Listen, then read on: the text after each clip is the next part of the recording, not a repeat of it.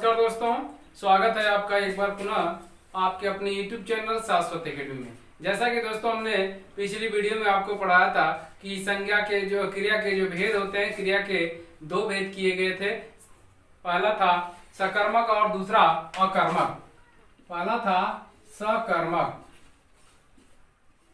और दूसरा हमारा था अकर्मक।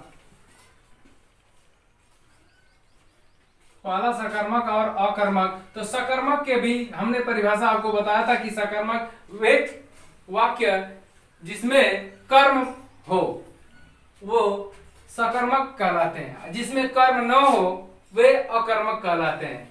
और इसे पहचानने के कुछ हमने ट्रिक भी बताए थे, तरीके भी बताए थे कि जिस वाक्य के अंत में ना हो या ना प्रत्यय लगा करके जो वाक्य बने हैं वो आपके सकर्मक कहलाते हैं। और अकर्मक में इसमें जो है इसका जो प्रभाव पड़ता है वो सीधे कर्ता पे पड़ता है और इसमें सकर्मक में इसका जो प्रभाव कर्म पे पड़ता है। तो चलिए दोस्तों आज स्टार्ट करते हैं सकर्मक के भेद।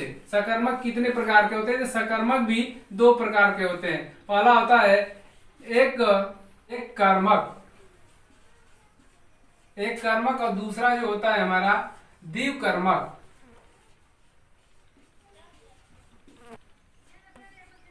एक कर्मक और दूसरा द्विकर्मक। एक कर्मक जिसमें एक कर्म हो उसे एक कर्मक कहते हैं, एक कर्मक सकर्मक क्रिया कहते हैं। और जिसमें दो कर्म होते हैं उसे हम द्विकर्मक कहते हैं।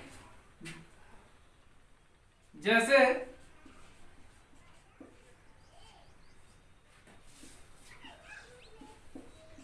मोहन पत्र लिखता है। मोहन पत्र लिखता है, इसमें जो ये लिखता है यह जो हमारा है वह क्रिया है, यह क्रिया है। मोहन हमारा करता है और पत्र पत्र हमारा कर्म है। तो इसमें मोहन पत्र लिखता है, इस वाक्य में देखिए एक ही कर्म आया है, वह जो है पत्र। मोहन पत्र लिखता है और हम जानते हैं कि क्रिया क्रिया से पहले क्या, क्रिया से पहले क्या, किसे और किसको, क्या, किसे और किसको लगा करके जब हम प्रश्न करते हैं और उसके उत्तर में जो मिलता है वही हमारा सकर्मक कहलाता है। अर्थात जिसके क्रिया के पहले क्या, किसे, किसको लगाकर प्रश्न करने पर उत्तर में कुछ भी न मिलता हो वो हमारा अकर्मक कहलाता है। यह हम आपको पढ़ा चुके हैं। जैसे में कि आपको हमने बताया कि मोहन पत्र लिखता है, इसमें एक कर्म है और यह आपकी क्रिया होगी, यह आपका कर्ता होगा। द्विकर्मक में द्विकर्मक, तो द्विकर्मक किसे कहते हैं?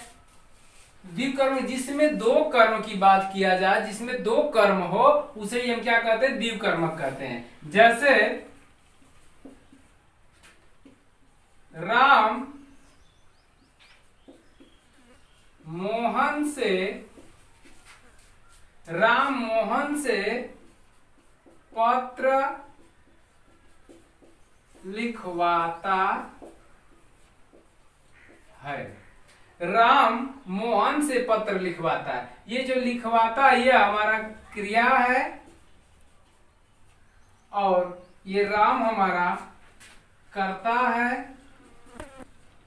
करा कि राम मोहन से पत्र लिखवाता है, तो किसके द्वारा पत्र लिखवाता है? मोहन के द्वारा। तो ये जो पत्र है ये हमारा एक पहला कर्म हो जाएगा और ये जो मोहन है ये हमारा दूसरा कर्म हो जाएगा। तो इस तरह से किसके द्वारा पत्र लिखवाता है? मोहन के द्वारा पत्र लिखवाता है। तो जिस वाक्य में दो कर्म आते हैं उसे हम द्विकर्मक कहते हैं। एक और उदाहरण लेते हैं। जैसे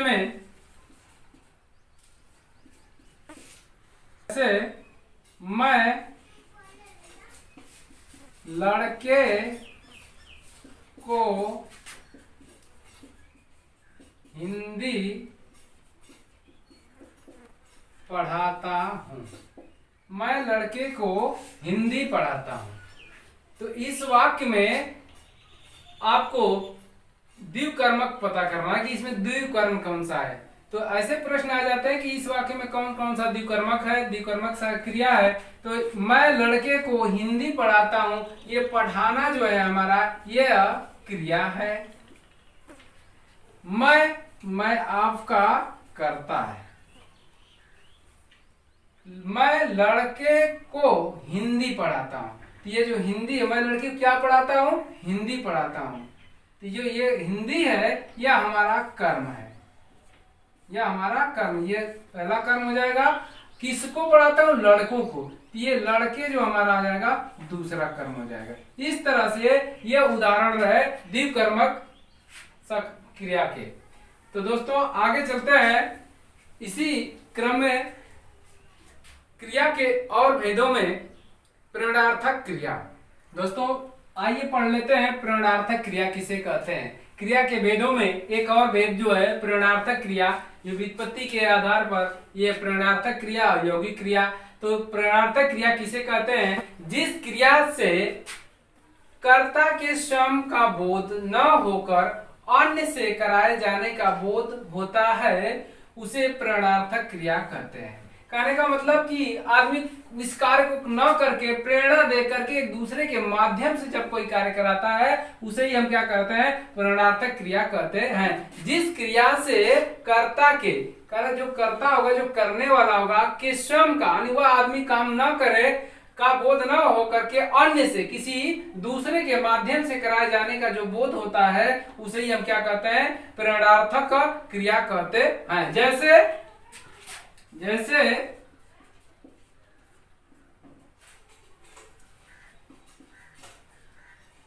मोहन ने राम से पत्र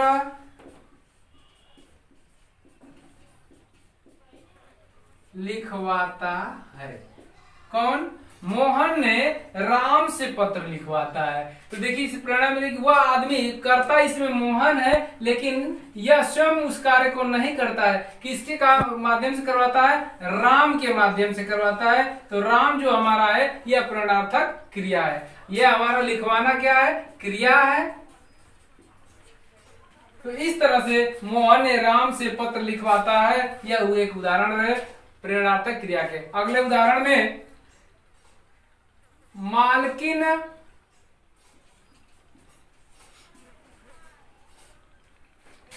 नौकरानी से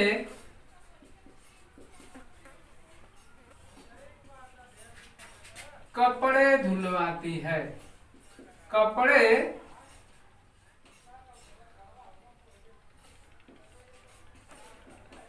धुलवाती है।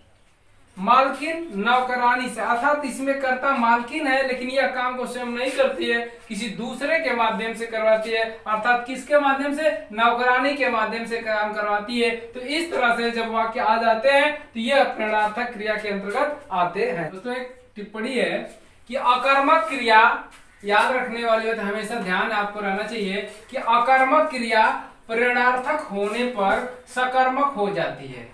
जैसे राम लजाता है। राम लजाता है, यह वाक्य जो है बदल जाता है कि यह शुद्ध रूप से कि वह राम को लजवाता है। वह राम को लजवाता है। तो यह जो है अकर्मक क्रिया है, राम लजाता है। एक बार इसे हम बता देते हैं आपको कि राम लजाता है। तो ये जो लजाता है, लजाना यह आपकी क्रिया है और यह राम आपका करता है, लेकिन इसमें कर्म का कोई पता ही नहीं। इसलिए जब कर्म का पता नहीं है, क्रिया का प्रभाव सीधे किस पे पड़ता है? कर्ता पे पड़ता है। तो यह जो वाक्य पूरा होगा यह हमारा अकर्मक होगा।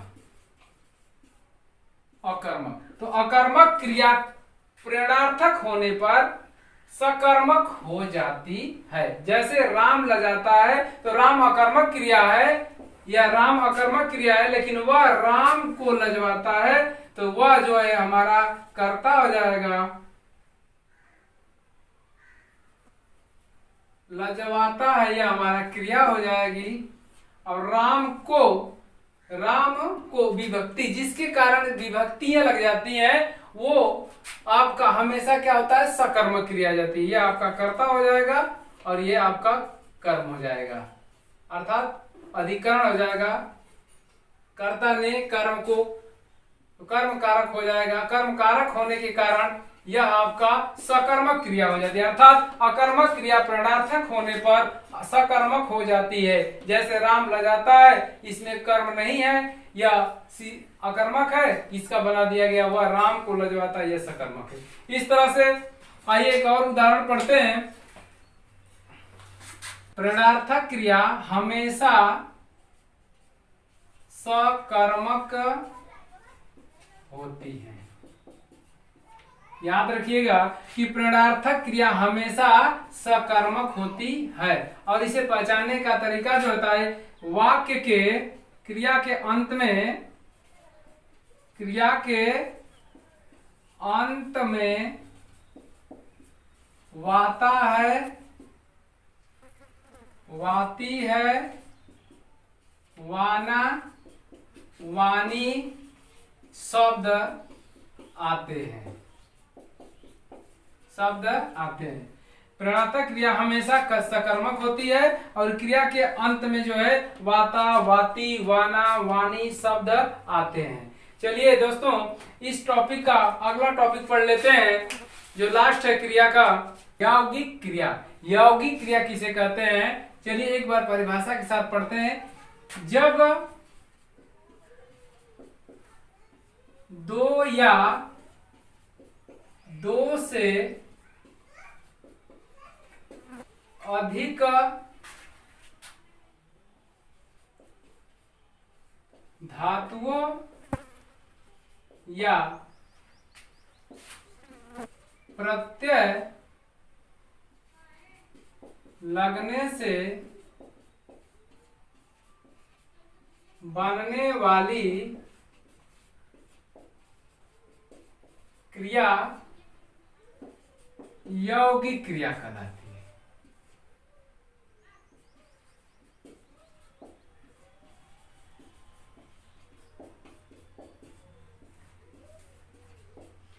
कि यौगिक क्रिया किसे कहते हैं, जब दो या दो से अधिक धातुओं या प्रत्यय लगने से बनने वाली क्रिया यौगिक क्रिया कहलाती है। जैसे चलना, जैसे चलना, अब चलना से बन जाएगा चलाना। हंसना,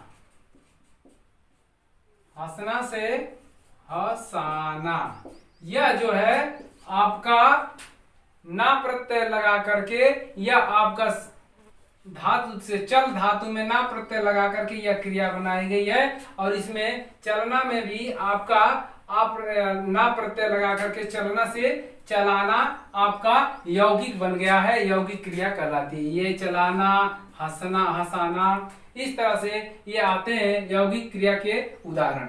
चलिए दोस्तों, इसमें हम पढ़ते हैं पूर्वकालिक क्रिया किसे कहते हैं। आइए दोस्तों समझ लेते हैं पूर्वकालिक क्रिया किसे कहते हैं। यहाँ से प्रश्न आपका हर एग्जाम में पूछता है कि पूर्वकालिक क्रिया किसे कहते हैं। तो पूर्वकालिक, पूर्व मींस पहले, जो कार्य पहले हो जाए और उस कार्य के तुरंत बाद यदि कोई दूसरा कार्य स्टार्ट हो जाए तो वो हमारा क्या कहलाता है, पूर्वकालिक क्रिया कहलाता है। जैसे मोहन जैसे ही आया सोहन चला गया। तो एक क्रिया के बाद दूसरी क्रिया जैसे उसके साथ प्रवृत्ति हो जाती है, यह हमारा क्या कहलाता है, पूर्वकालिक क्रिया कहलाती है। जैसे उसने नहाकर भोजन किया। उसने, इस वाक्य में कहा गया है कि उसने नहाकर भोजन किया। सबसे पहले उसने, पहला कार्य उसका क्या है, नहाकर। तो नहाकर यही हमारा क्या है, पूर्वकालिक क्रिया है।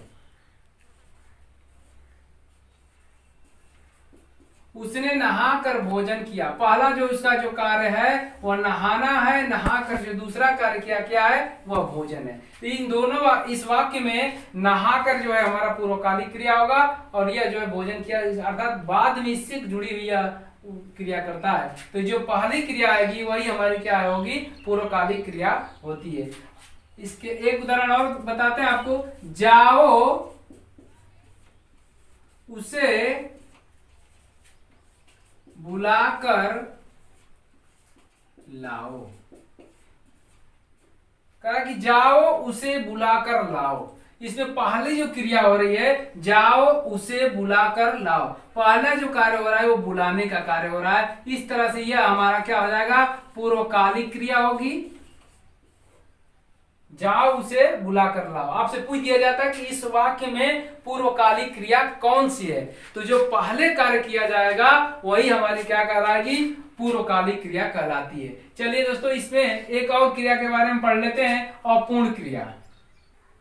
अपूर्ण क्रिया, अपूर्ण क्रिया किसे कहते हैं दोस्तों, आइए इसे एक बार परिभाषा के साथ पढ़ते हैं कि जब क्रिया वाक्य में प्रयोग होते हुए भी स्पष्ट अर्थ प्रकट नहीं कर पाती हो उसे अपूर्ण क्रिया कहते हैं।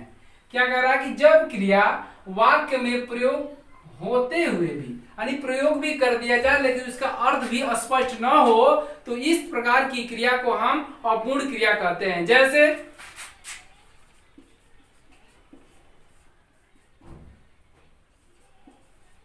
वह है, वह है, क्या पता चल रहा है, कुछ नहीं, अपूर्ण या क्रिया है, इसमें कुछ पता ही नहीं चल रहा, राम है कि मोहन है कि सोहन है, कौन व्यक्ति है, क्या है, कुछ नहीं पता चल रहा है। तो इस तरह से जो वाक्य है आपका अपूर्ण है, इसे पूरा करने के लिए हम कर सकते हैं, यह आपका अपूर्ण वाक्य है, पूरा इस पे हम करेंगे, वह ताजमहल है। वह क्या है, वह ताजमहल है, यह हमारा पूर्ण क्रिया कहलाएगी।